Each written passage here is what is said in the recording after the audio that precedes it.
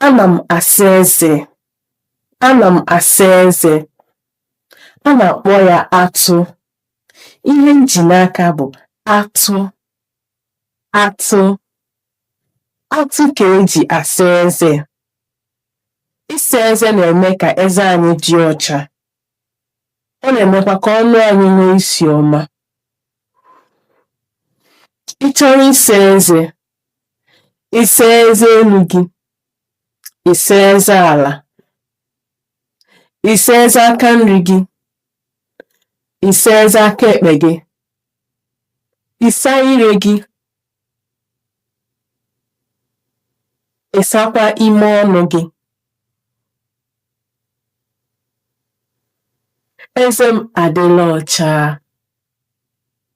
Ana m asa ahụ.